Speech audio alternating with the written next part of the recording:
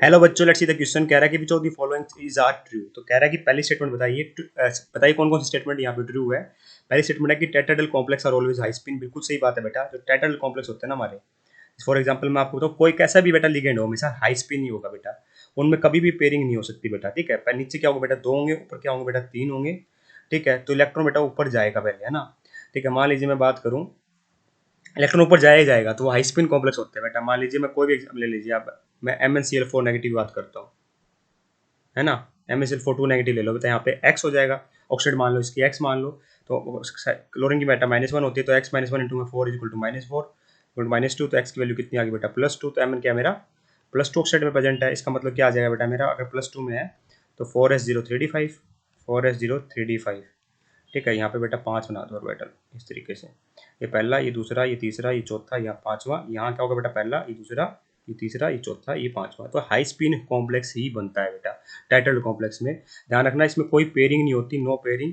ठीक है भाई, अगर कोऑर्डिनेशन नंबर 4 हो तो बेटा ऐसा जरूर हो सकता है, क्या पता हमारा स्ट्रॉन्ग फील्ड लिगेंड आ जाए, तो उस टाइम में बेटा मेरा स्क्वायर प्लेनर बनेगा बेटा, तो वो बनेगा ही नहीं टेट्राहेड्रल। तो टेट्राहेड्रल में केस कभी आएगा बेटा, जब मेरा वीक फील्ड लिगेंड होगा। वीक फील्ड लिगेंड होगा तो बेटा मेरी पेयरिंग होगी नहीं, और पेयरिंग नहीं होगी बेटा तो हाई स्पिन आएगा।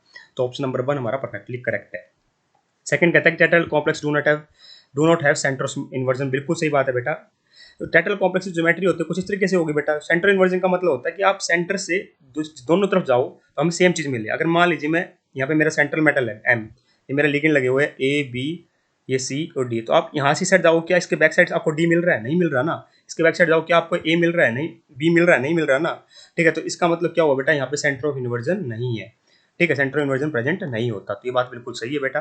ठीक है, तो इसका मतलब मैं क्या कहूँगा, ये भी हमारी परफेक्टली करेक्ट स्टेटमेंट है। ये परफेक्टली हमारी करेक्ट स्टेटमेंट है, इस बात का अपने को ध्यान रखना है। बात करेंगे बेटा पार्ट नंबर 3 की, ऑप्शन नंबर 3 की, कि tetrahedral complex can be low spin and can have centro inversion. ये लो स्पिन कभी नहीं हो सकता बेटा। अभी तो हमने बात की ऑलवेज हाई स्पिन वाली, तो ये बात बिल्कुल गलत होगी बेटा ना। फोर्थ कहता है कि टेट्राहेड्रल एंड और अभी ये बात भी कर चुके हम, सेंट्रल इन्वर्जन नहीं होता। तो फोर्थ कहता है कि tetrahedral and octahedral complex are have different colour. बिल्कुल सही बात है बेटा, इनके डिफरेंट कलर होते ही है। ठीक है, फॉर एग्जांपल बेटा मेरा, आप कोई भी ले लो बेटा टेट्राहेड्रल कॉम्प्लेक्स। ठीक है, वो भी कलर होते हैं बेटा।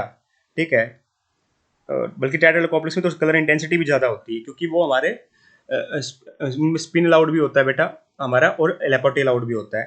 ठीक है, ऑक्टाहेड्रल कॉम्प्लेक्स में बेटा हमारी सेंट्रल इन्वर्जन आने के कारण बेटा लेपोर्टी लगभग फ्रीडर फॉरबिडन होता है, अंटिल अनलेस वहाँ पे वो हमारे डिफरेंट लिगेंड्स ना हो।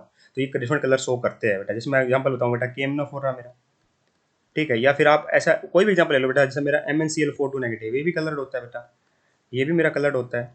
ठीक है, और ऑक्टाहेड्रल कॉम्प्लेक्स में भी कोई एग्जांपल ले लो, जैसे मेरा FeS2 6 है बेटा, FeS2 6 ले लो, इसमें हालांकि लेपोर्टे फॉरबिडन होगा ये, फिर भी कलर कुछ ना कुछ कलर इंटेंसिटी है शो कर रहा होगा। इस बात का अपने को ध्यान रखना है।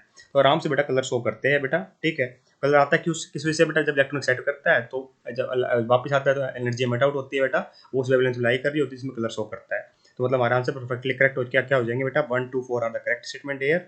मैं क्या याद रखूँ, ट्रू स्टेटमेंट है। I hope you understand the answer. Thank you so much.